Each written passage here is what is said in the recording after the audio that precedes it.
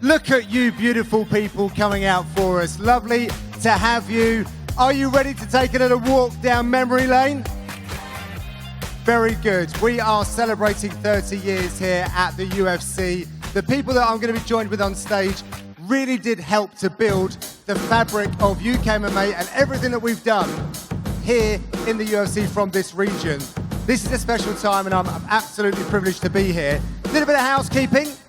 I am the bad guy today, so I'm afraid we're not going to be able to do photos and things of that nature, you know, signing autographs. We want as many of you to get your questions in. So it's on me, I'm sorry, I may have to interject. With that, London, you guys are needing to warm up your vocals for our fighters later on. This is the moment. So are we ready? I'm going to bring these guys out one by one. I want you to really make them feel loved. They absolutely deserved it. We haven't seen some of them for a while, so please join me on this one. Here we go. Some absolute legends. He was the first Brit to fight for the UFC in the year 2000. He fought on the first UFC show, beating Frank Mir in a round. Please welcome Ian the Machine Freeman.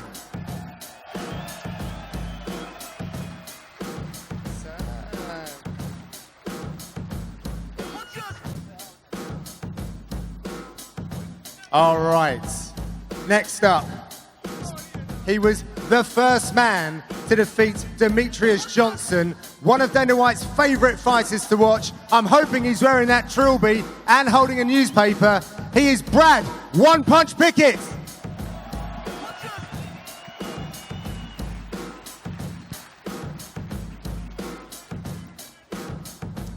Next up, this gentleman sold out the O2 Arena twice. He is one of the most exciting fighters the UK has ever produced. London's own Jimi, the poster boy, Manuwa.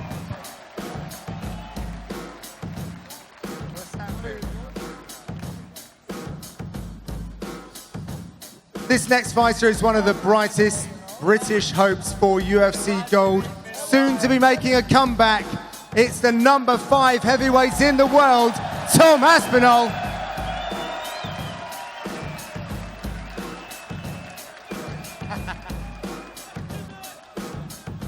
And finally, our next man was a tough winner.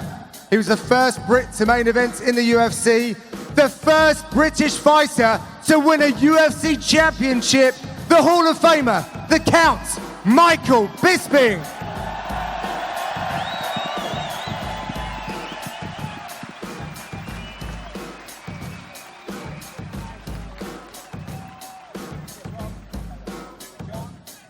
Good How stuff. we doing, London?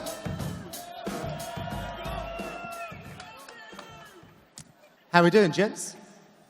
Not too bad, mate. Good.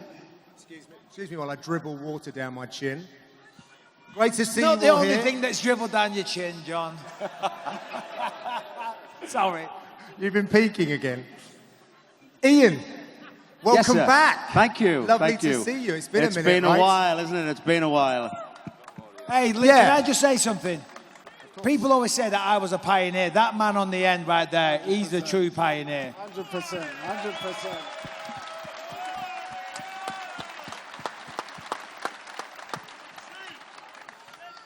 Gents, it's really special for me to be in your company today. It truly is. This is going to be a lot of fun. I hope these guys have some great questions for you. But selfishly, I get to go first.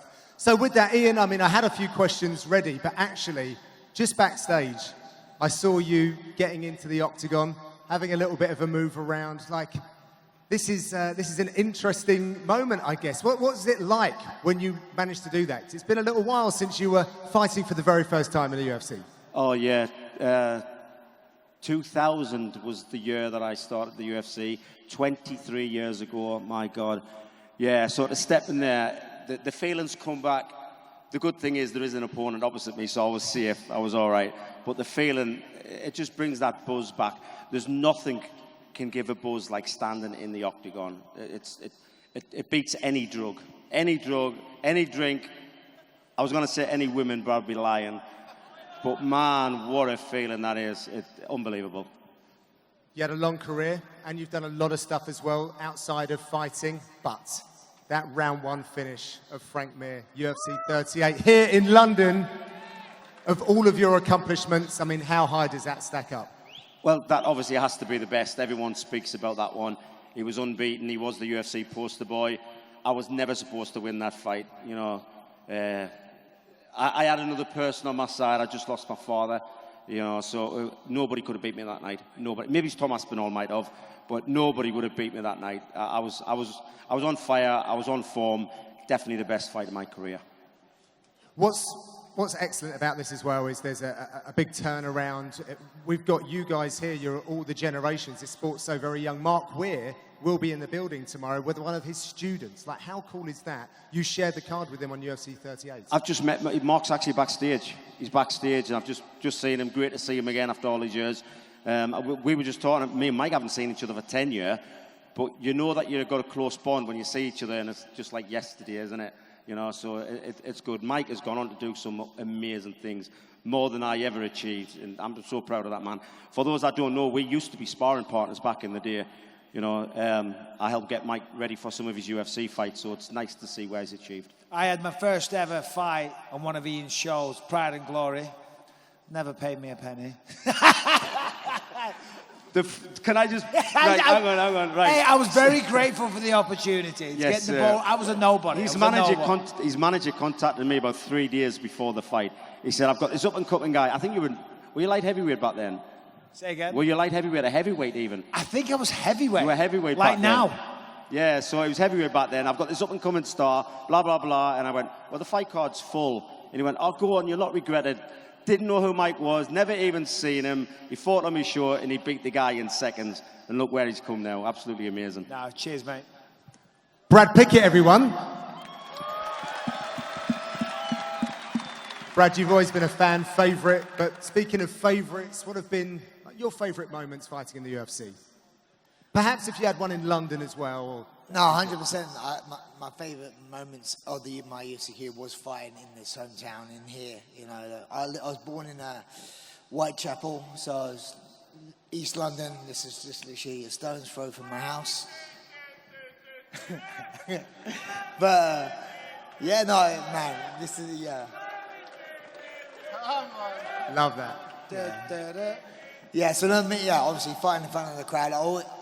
For me, fighting obviously is a sport, but for me it was also an entertainment sport, and I always felt like I needed to put on a good show for the fans. So no matter how the fight was going, I wanted to make it exciting, and the crowd liked it. Oh yes, they did. Still got the braces? Pull those out special occasions? They're still back at home. Yeah. Jimi Manuwa. Let's go, Trump. Jimmy, when I say March 2017, Corey Anderson, what's the first thing that comes into mind? Mate, probably the best night of my career, actually. Love that night. What was it like to have that kind of power where you could put someone out with one shot? Because there's like 0.1% of the population that might even understand that. Ooh, it's a God-given gift, and that, so, you know, it's like, you just got to train to put the person out to sleep, that's it. Jimmy, he said bring your mic up. Yeah. No, he's got it. Okay, Tom Aspinall.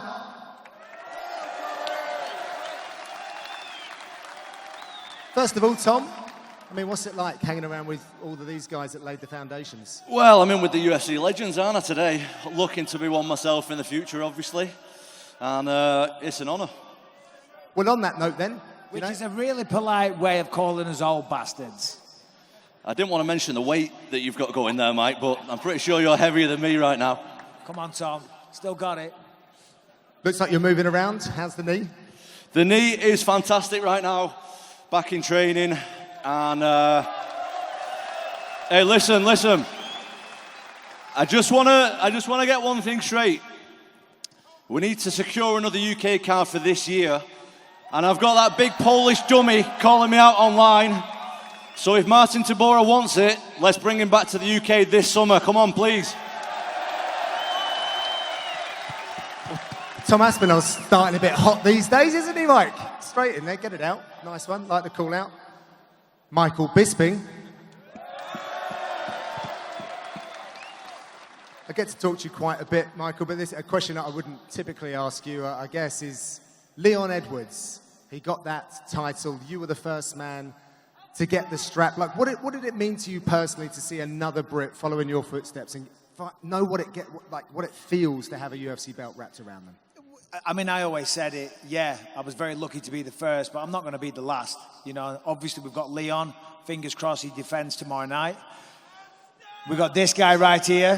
He's got UFC heavyweight champ written all over him. Arnold Allen, if he beats Max Holloway, we've got to think there's a title fight on the horizon there. So, yeah, I mean, listen, it's got nothing to do with me. I mean, I did my career. Leon's done it himself through blood, sweat, and tears and hard work. You know, as I said, Ian Freeman was doing it way before me. You know, so yeah, it's nice, you know, to be the first to win a belt, of course, and that means a lot to me. But, you know, I just leave that there. You know, can't keep banging on about it. Yeah, right. Okay. Let's open it up to the floor then. We're going to go to our members of the media first. I'm not sure. Please make a noise. Oh, there we go. Oscar, go for it. There's a question for Tom Aspinall. Tom, you just called out Marcin Tybura. I'm curious, what is it about him that you want to fight so much, by the way, here in England? He said, why do you want to fight Marcin Tybura so much? Well, at the moment, there's not many free guys in the top 10. Everyone's matched. And as far as I can see, that he's the only guy who's willing to take the fight. He wants to fight, he said verbally.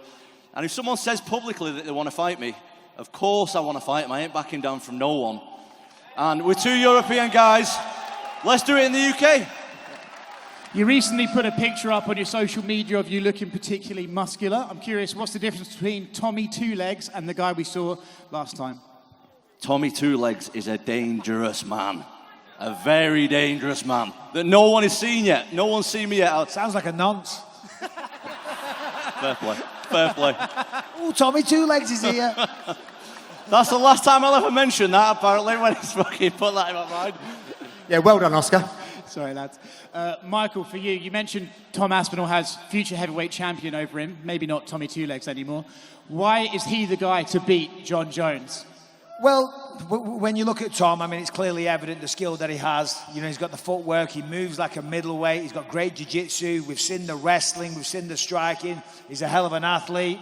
He's an ugly bastard, which is a shame, because otherwise he'd be really marketable. You can tell he's only got one eye with comments like that. Stand a little bit closer, Mike, I'm pretty handsome, you know. So, it's a real shame, obviously, what happened last time with Curtis Blades.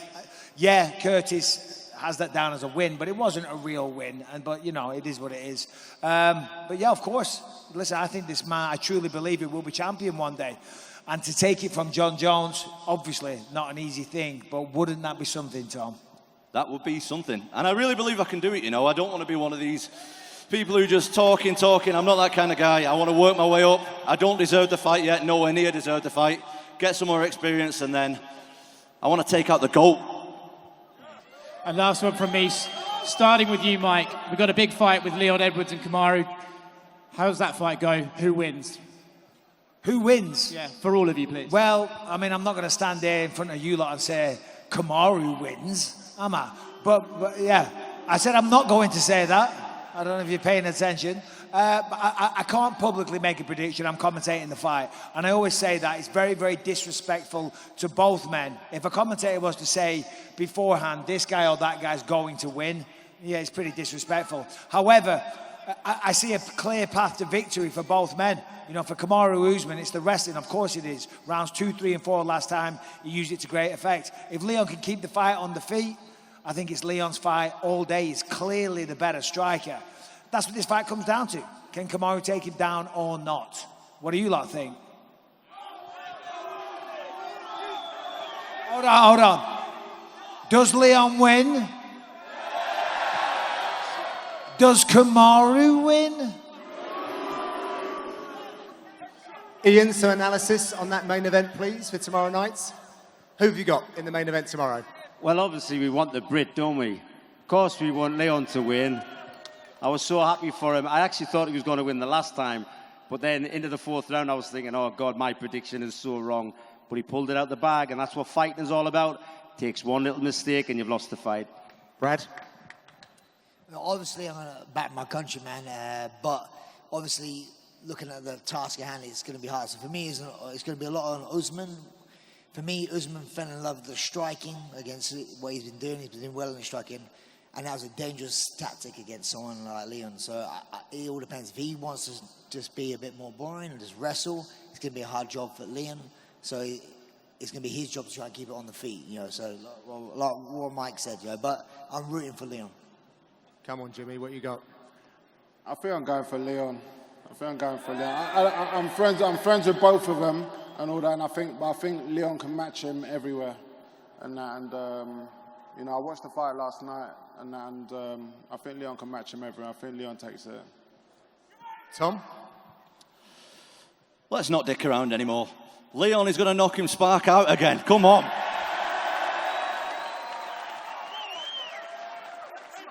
Next question. Remember that if you can stand up, whoever is going next. Hello, sir. Question for Bisping. In all 30 years of the UFC, what is your single favourite fight of all time? Oh, man. My favourite fight, personal. Yeah, not Ian Freeman, Frank Mir, although belter. To be honest, let me see. There's been so many, hasn't there? But what's his face? Dan Henderson versus Shogun. Is that the one I'm thinking? Yeah, that was an unbelievable fight. I mean, Vanderlei Silva and Chuck Liddell, that was a good one. And there's been some amazing fights over the years. There are two that spring to mind for sure. But it's hard. Thousands and thousands and thousands of fights. To pick one, it's difficult. And Tom, as well, you mentioned that John Jones is the GOAT. Most people agree with you. Who comes closest to challenging him for that title? Yeah, GSP, of course. My man knows it over there, who just said it. It's between them two, innit? They've both done it at two weights. They're both so dominant. They're both, it's between them two. All right, looks like we got a... No love for Anderson Silva? I thought Anderson Silva. He was on the old steroids, though, weren't he, Anderson Silva? Whoa. If we're going to talk about picograms... Love John, by the way. Next question, please. Yeah, go ahead. Just for a question over here for Michael Bisping, just in front of you. Boom. Yeah. There we go.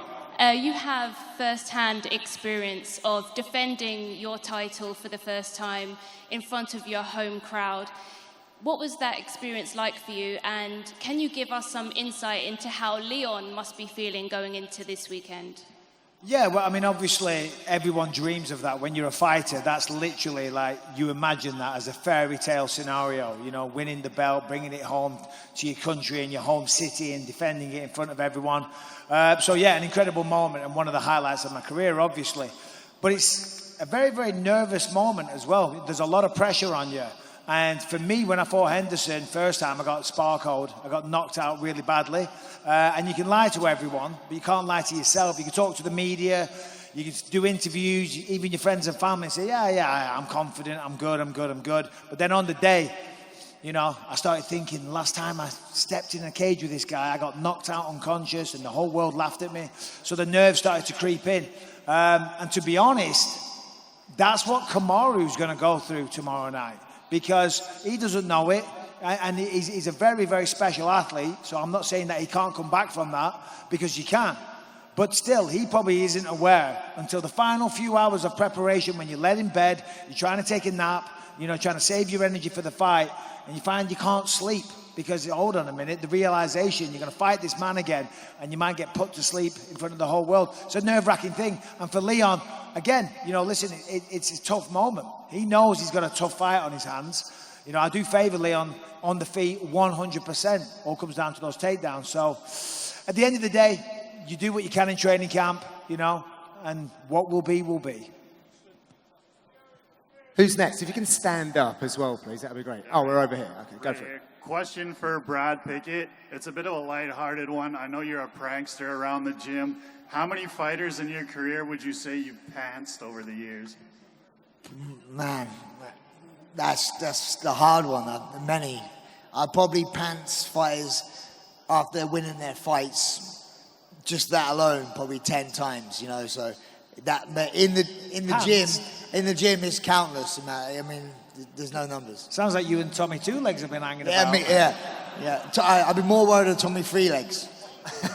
I think you need to just break down what pantsing actually is for the uninitiated. Is when you go behind someone and you pull their trousers down. Good game, good game. And question for Bisping. Some of my favorite interactions were between you and GSP. I'm just wondering if you have like a story or an interaction between you and GSP that we haven't heard before. Yeah, I mean, first of all, George is just the perfect gentleman. So I acted like a bit of an idiot, but that was my role in that. I had to wind him up and, you know, be the bad guy, if you will. George is like literally one of the best human beings you can ever meet. So I was doing that whole bit, you know, winding him up, talking trash, whatever you want to call it. And we were at the ESPN studios in Bristol, Connecticut. And I was, you know, giving it the whole bit. TMZ are there, they're filming and whatever. So I'm like, you know, security are pulling me off. I'm acting like that idiot. But then I went for a pee. And when I went to the toilet, I'm standing at the urinal and George is there. We're standing next to each other. And we both know there's no cameras, there's no one looking. So we're just having a normal conversation. We're chatting about our cars. He said, what are you driving these days? And we're just having a little chat, you know, and then you zip yourself up, you wash your hands. I went, right, mate, I'll see you out there in a minute. I'll have to go back to being a dick again. Very good. We're going to take some fan questions now. I think you were first to the mic. Yeah, please. I just want to contradict Michael. Everything has to do with you, buddy. You were the first one to do it. Where are we looking here? Oh, my guy. What's up, man? You good? Fantastic. First man I to am do not it? intoxicated. First man to do it? UFC Hall of Famer, everything has to do with you. Do you agree? Not really, but it's very kind. Thank you. Conceive, believe, achieve. Thanks, Mike. Thanks, brother. Appreciate you. Good stuff. Young sir, I believe, down there, please. I'm a brown belt. Once I've got my black belt, I plan to do Brazilian Jiu-Jitsu. Is this the best route? Who would you like to ask that to? All of you. Great stuff. Well, let's start at the other end. Nice one. Ian. How old are you? 9. 9 years old. I've got dirty socks under my bed older than you. 9 years old is the perfect age to start. The younger, the better. But jiu-jitsu, yes, definitely. Jiu-jitsu and wrestling, if you want to go to the ground. Yeah? But yeah, you keep it up. I'm proud of you. Train hard, mate. We're going to keep going. Stay there in case you've got a little follow-up for our guys. Brad, any advice? Well, for me, you got a head start. I started fighting at 26, so I was an old man. But my honest advice would be wrestling, for me, is one of the most important parts of MMA, because if you can control the wrestling, you can dictate where the fight takes place. So if you've got better wrestling, you keep it standing. You have better wrestling, you can take it to the floor. So I think wrestling is very important. Jimmy, you loved wrestling, so what's your advice? Honestly, I think you started at a perfect age. And I think when you get a bit older, start doing some boxing, some striking and that, and then you're good to go. Tom, you were probably a similar age when you were doing comps, weren't you? Yeah, I think he's got a little head start on me, to be honest. I think I was a little bit older than him, to be honest. And yeah, do what you enjoy. Try everything. Do every aspect. And what you enjoy the most is what you'll generally do the best at. So just stick in the gym, get a little routine, and keep turning up.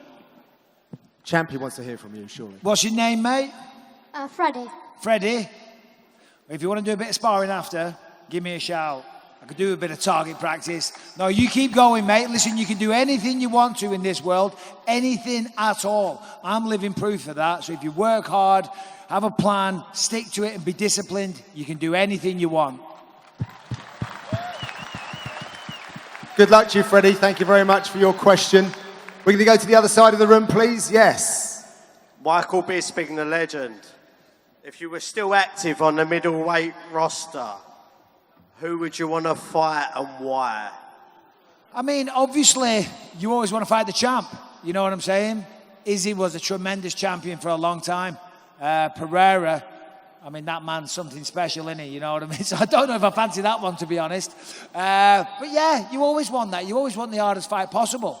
Anyone that's on the roster, any of this lot here, you always want the toughest fights, you know, because we're all human. No one's scared of anybody, you know. You want to test yourself. You want to get what they have. You want to be the champion. You want to make the most out of your career. So, yeah, I mean, right now the middleweight division's flying.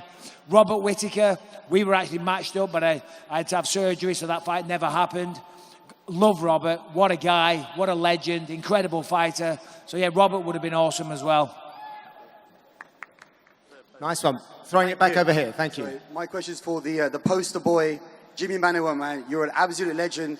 I was in this building when you knocked out Corey Anderson to another dimension. Thank you very much. Also, Bisping's Manchester card, you knocked out OSP. You beat Jan Blakovic. I was going to say, I thought you deserved a title shot in the 205. There was a bit of stuff between you and DC. There was a bit of back and forth. Were you close to getting a title shot? Because I thought you deserved it. Huge fan. Thanks very much, man. Yeah, I was one fight away from the title shot, but then I lost to Ozdemir, and then I went on a bit of a losing streak, and then that led to my retirement. So, yeah, I was one fight away, though. Absolute legend. Thanks very much, man. Great memories. Over this side, thank you. Yeah, go ahead. Question for Michael. I'm going to give you the opportunity to play matchmaker here. Edwards and Usman at the O2 is a great fight, but what fight out there could be held in a UK stadium? Realistic What fight in any of the UFC? I mean, they can all be held there, can't they? Well, are you saying what would I choose? Yeah, if you could play matchmaker, maybe let's say I'll give you a couple of options. Maybe Go on. Aspinall Jones. Well, yeah. I mean, I'd love to see that, but as Tom says, he's got a little bit of work to do yet. You know, because John Jones, he's fighting Stipe. You know, he only wants those top-level guys. Tom needs, what? What would you think, Tom? 1 or 2? I think I need about 3 more. Yeah, at least yeah. to deserve that. So yeah, we could say that, but we've got to be realistic. You know what I mean? Maybe this is realistic. If Edward wins tomorrow, could we see Edwards-McGregor? I mean, yeah, Leon get that red panty night. And I don't know if you know this, Leon's significantly bigger than McGregor. You don't really get the context on TV. That'll be a good night and a good payday for Leon. I'm a Brummie, so I'm back in Leon, so Yeah, I'll man. love that fight. Yeah, no. Do you know what? To be honest, if McGregor beats, who's he fighting? Michael Chandler. If he beats Chandler, he'll get a title shot. He's that big of a star. You know what I mean? And everyone's going to buy it. And he doesn't look like he's getting to 155 anytime soon. So maybe Leon gets that payday. Let's go, Leon. Thank you very much. Over to this side of the building. Thank you. Step forward to the mic. Hi. There's been a lot of talk about what's next for Conor, but what do you think happens for Chandler if he wins that fight? Is it for someone other than Michael Bisping? I'll ask it to the whole panel. There you go. You got to. He weren't even paying attention. Oh, Tommy Two Legs. Jimmy had something to say. Go ahead, Jimmy. I don't know. Does he get a title shot? Chandler? If Chandler wins? He's lost a few, isn't he? The problem is lightweight's so stacked, isn't it? I mean, you've got Islam Makhachev, then you've got Beneil Dariush. Who's he fighting? He's got a fight coming up. If he wins that, he should be fighting Islam. I mean, Gagey, Fazeev this weekend, the winner of that. You know, so, I mean, listen, if Chandler beats Conor McGregor, I think he gets a title fight because the man is in the most exciting fights all the time. He is must-see TV every time he steps foot in the octagon. And if he gets a big win over Conor McGregor, I think that puts him right at the front of the line. Thank you. All right, let's go to this side of the building. You're up, sir. Don't turn away now. This is your big moment. Hello, my name's Ali from Croydon Legacy Youth Zone. So I have a kind of two-part question. So the first one is if you have any advice for young people who want to start MMA. And the second one is if Tom Aspinall would want to spar me. Yeah. You know what the weirdest thing is, right? In the last 2 days, I've been called out more than I ever have in my full career. Everyone wants to fucking beat me up. What's going on? That's what happens, Tom. That's what... Yesterday, I was at the press conference yesterday. Some guy tapped me on the shoulder. Some big guy, my size. And I turned around and he went, I'm going to be in the UFC in 2 years, and I'm going to fuck you up. Oh, shit. And what did you say? Sorry. I think this man was from Croydon, so I've got to point this question to Jimmy. Yeah, for young kids starting up, like, I walked into the gym when I was 28 years old, and then I got to where I got to, and that. So for young kids going into the gym and trying to do MMA, it's 100% you should do it. So keep it up. South London's own, Brad Pickett, he's got a gym as well. Go ahead. Yeah, 100%. All I would do is find out somewhere local to yourself, a good gym. My gym's actually not too far from Croydon. I got a Great Britain top team, which is in Morden. We have a lot of fantastic fighters. We have a good youth program. So what you want to do, get yourself in there and start your journey, you know. And I think it's a very good thing for people at your sort of age just to get focused on, because there's a lot, especially as Jimmy knows, down in that area, Croydon, so there's a lot of things you could get mixed up in.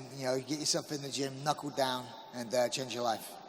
Love it. Thank you. Hey, main thing is, mate, dream big.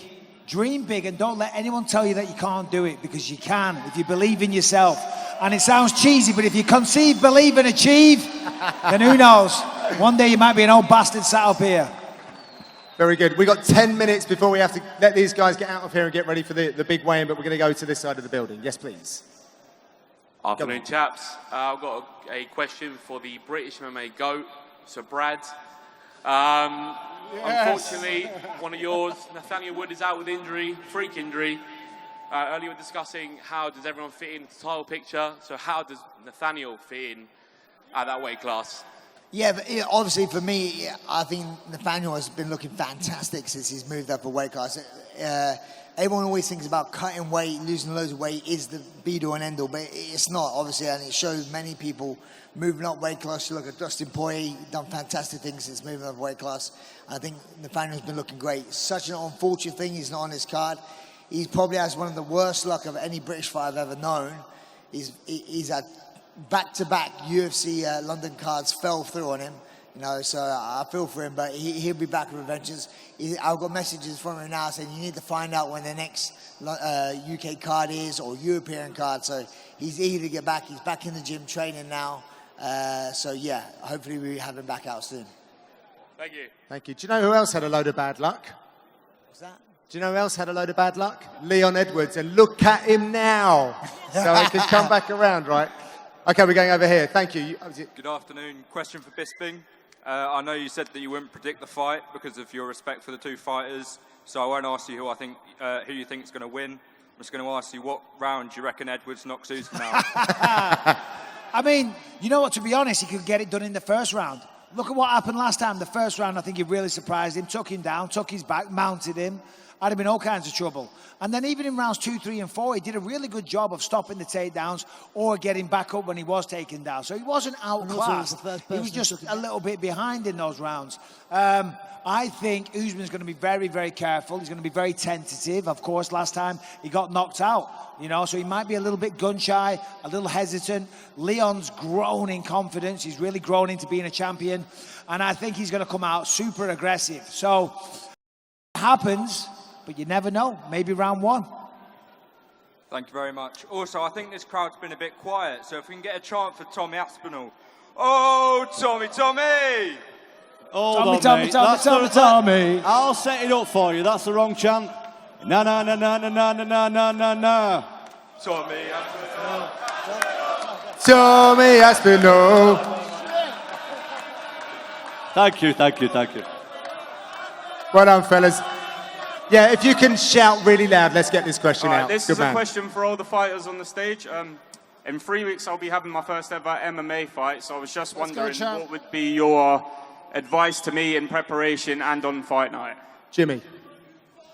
I think listen to your coaches and focus on what you've been training to do, and just stay focused. Ian, advice? Yeah, doubt is the biggest killer in any fighter. Have I trained hard enough? Has he been training harder than me? When you get backstage and you're shaking and you can't hit them pads, just flick the switch.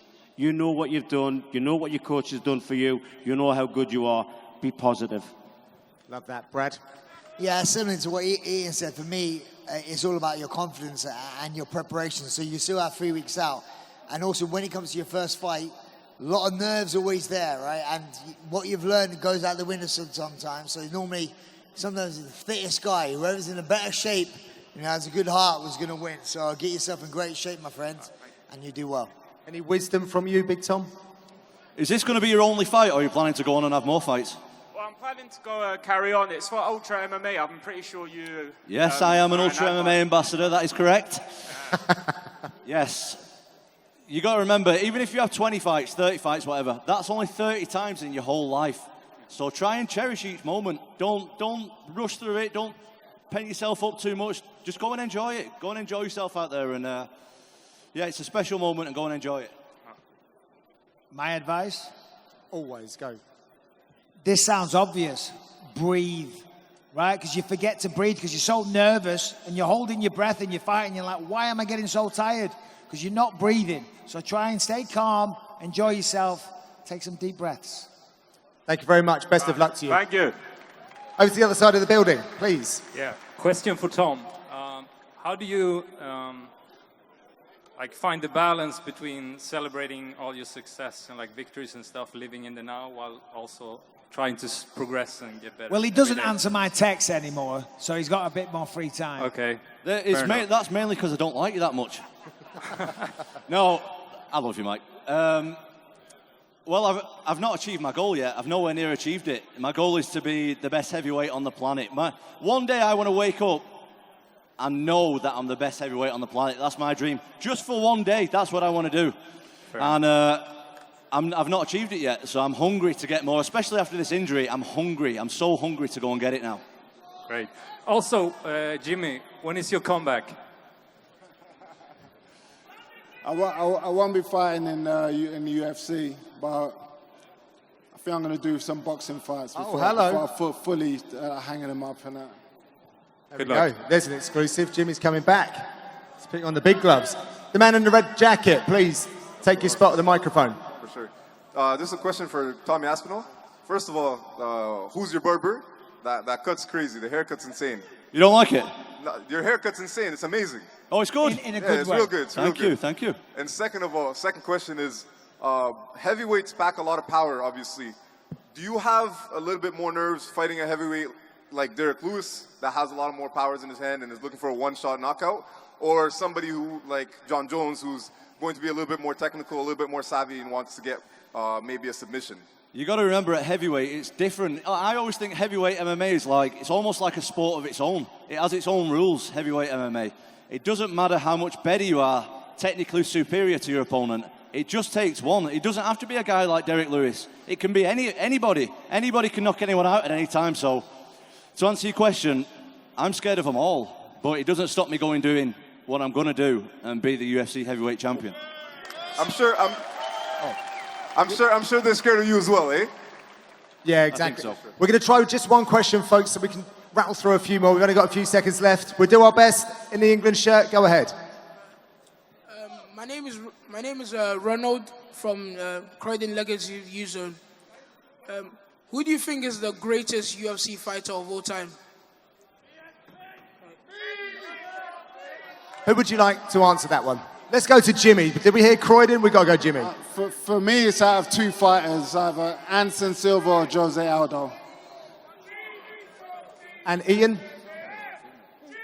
To be honest, I think fights make styles. I never pick one name.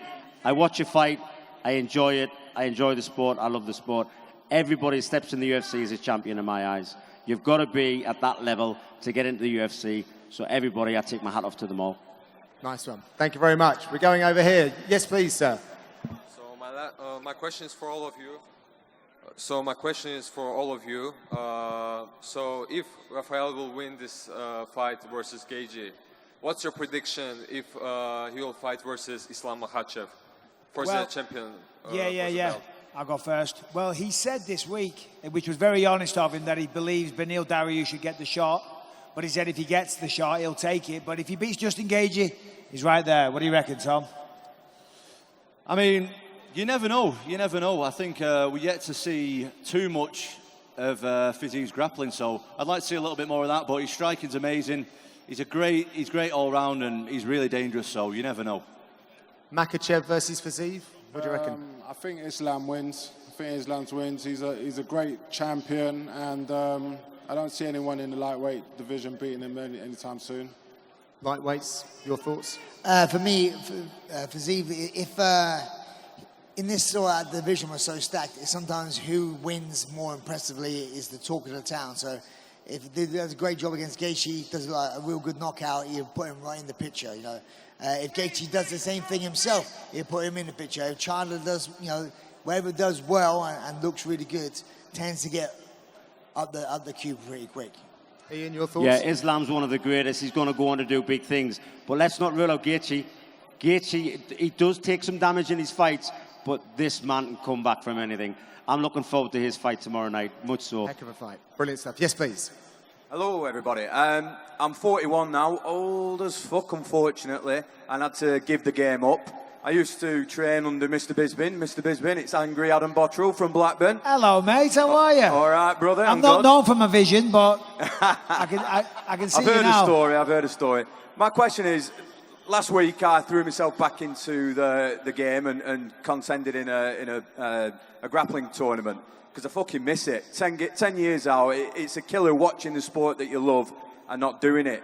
So for the guys who stopped now, Brad, Ian, you know, Mick and Jimmy, how do you give yourself that challenge? How do you give yourself that zest now to fill the massive gap that was MMA competition? Let's start with Ian. Yeah, well, we've just been speaking about this actually on the way over here on the bus. Most fighters, when they're at the top of the game, not even on the top of the game, but winning fights, it's a drug that you cannot replace. And then when they retire, there's a lot of mental health in the fight game. You will be surprised at how many fighters have retired and their mental health has deteriorated. What have I done? Save lives, paramedic. That's what I do now. That's my buzz. Brad, you hung your gloves up here. How does it work? Well, for me, when I got into the sport, it wasn't really, like I said, it wasn't really a sport. Even my weight class, I was always competition driven. I wasn't worried about money. I just wanted to be the best in the world, you know, and if you worry about the money, you know, it's the wrong route. I was super competitive, and now, since retiring, I'm still super, you know, I still want to win everything I do, but now I've channeled it more into coaching, so now I'm competitive with my fighters.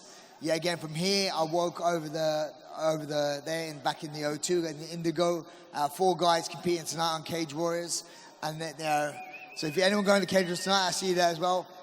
And that's what we do now. I coach, and my passion is through them, and I want them to do the best. I've had my shine in the limelight, and now it's my job to help them shine. Sounds like you're right in the middle of this kind of thought process, Jimmy. So how would you answer this guy? I'm still dealing with it now. You know, so I watch the fights, I watch every card, and I think, oh, I can beat him, whatever. Like, so I do too. That's what I'm saying. So like, that's why I'm going to do a couple more boxing fights and everything, just to kill that itch and that. But you know, it's hard. It's very hard. Just like Ian said, it's very hard. Nice one. Couple more questions. We're going across the room. Question for Tom. What's your prediction for Jones versus Miocic? I think good question. It is a good question. I think these are 2 of the best heavyweights that we've ever seen in the sport, in my opinion. It can go either way, but I think with the inactivity of Stipe, and he's a little bit older now, Jones is, in my opinion, in his prime. I would lean towards Jones, but I wouldn't be surprised either way. How do you match up against him? I think Tom beats John Jones. Oh, Jimmy. Come on. Love that. Okay, very quickly on this side of the room. Hello, Jimi Manuwa. A question for you. As a fighter, I would like to know, how's life after fighting and how much do you miss it? I miss it a lot. Just like I said, man, I watch every card now, and I want to get in there and compete and that. So it's very hard, but like I said before, I'm channeling my energy into boxing now. I'm going to do a few fights, and then that's it. Okay, thank you, man. I'm going to squeeze one more. Probably get in trouble for it, but here we go. Question for Bisping. Just, there's been a lot of talk about pound for pound recently, and if Usman wins tomorrow, where do you place him in the pound for pound conversation? Yeah, you know, it's interesting, isn't it? Because this sport moves along so fast. Usman was the pound for pound #1. He defended the belt 5 times, loses 1 fight, and then he's out of these conversations. It's crazy how fast the sport moves on. Of course, John Jones is back. You got Islam Makhachev. There's a few people. But what's Leon? I think Leon's now #5. I think if Usman gets the job done, yeah, he's definitely one of the best. But the pound for pound thing, it's just an opinion based, whatever, just like being the GOAT. You don't have a trophy at home for it. It's just what people think. It's just an opinion. It's a very nice thing to have, but ultimately that's not what's important. What's important is Leon defending that fucking belt. That sounds like a good place to wrap this up. Before we do let you guys go, just want to say I wouldn't be sitting here with this microphone if it wasn't for each of you, and all of you guys out there wouldn't be here right now if it wasn't for these fellas right here. So please show your appreciation for Ian Freeman, Brad Pickett, Jimi Manuwa, Tom Aspinall and Michael Bisping.